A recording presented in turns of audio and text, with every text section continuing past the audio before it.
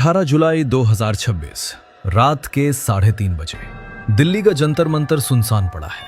अंधेरे में 30 से ज्यादा पुलिस वाले चुपचाप एक स्टेज की तरफ बढ़ते हैं। हाथ में डंडों की जगह सिर्फ एक ऑर्डर है, वो भी हाई कोर्ट का ऑर्डर। और स्टेज पर एक 59 साल का आदमी लेटा है। 20 दिन से उसने कुछ नहीं खाया, शरीर कमजोर हो चुका है, लेकिन आंखों में वही जज्बा है जो 3 दशक पहले उसके पिता की आंखों में था।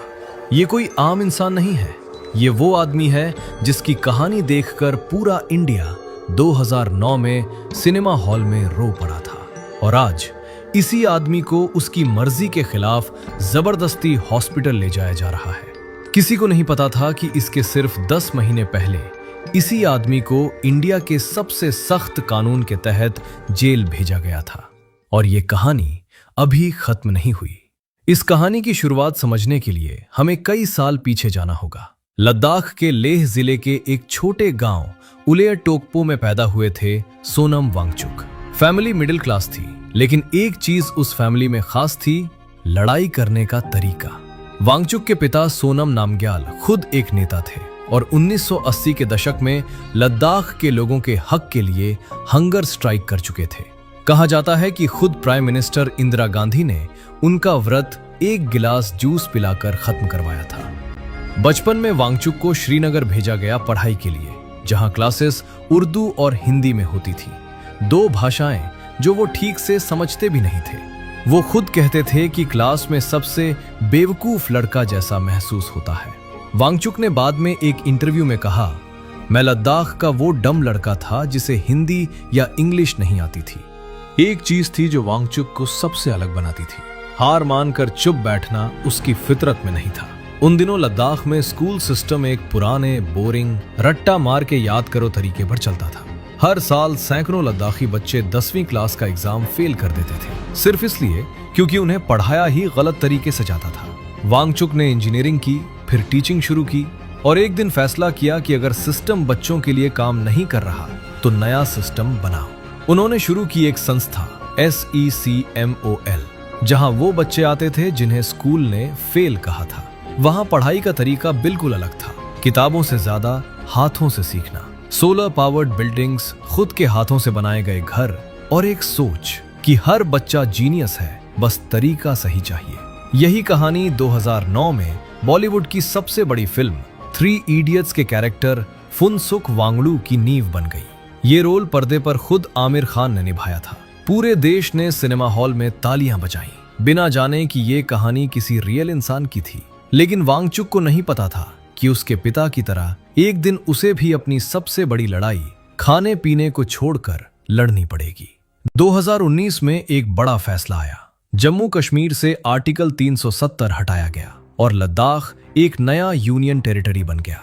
अब ये समझो ऐसे, सोचो तुम्हारे स्कूल में तुम्हारी खुद की क्लास मॉनिटर चुनने का हक छीन लिया जाए और हर फैसला एक ऐसा प्रिंसिपल करे जो कभी तुम्हारी क्लास में आया ही ना हो।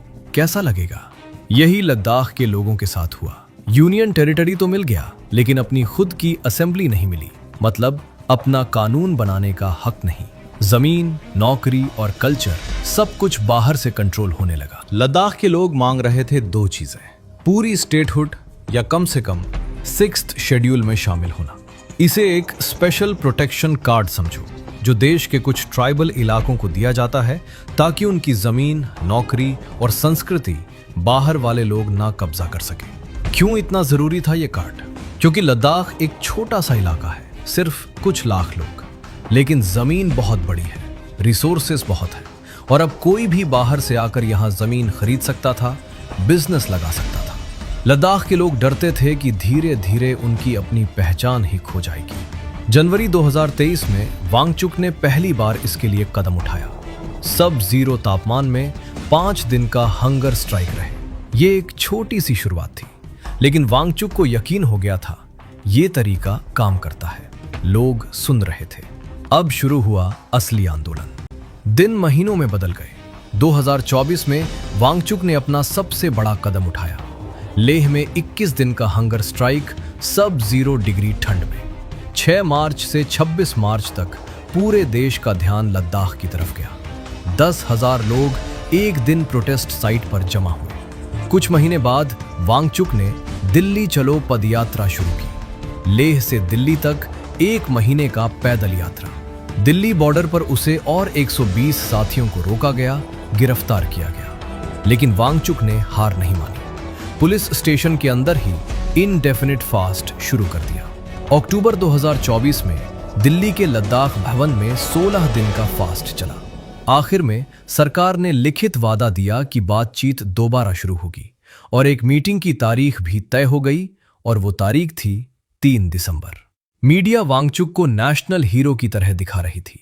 हर न्यूज चैनल, हर अखबार, उसका नाम सबकी जुबान पर था। लोग उसे मॉडर्न डे गांधी तक कहने लगे। लेकिन वादे पूरे नहीं हुए जितनी तेजी से होने चाहिए थे। अगस्त 2025 में वांगचुक कारगिल पहुंचे और वहां भी एक और हंगर स्ट्राइक में शामिल हुए, इस बार कारगिल डेमोक्रेटिक अलायंस के साथ। इसी पॉपुलैरिटी के बीच एक चीज बदल रही थी। लद्दाख के नौजवान, जो पहले वांगचुक के साथ शांति से खड़े थे, अब थक चुके थे। बार बार मीटिंग, बार बार वही जवाब।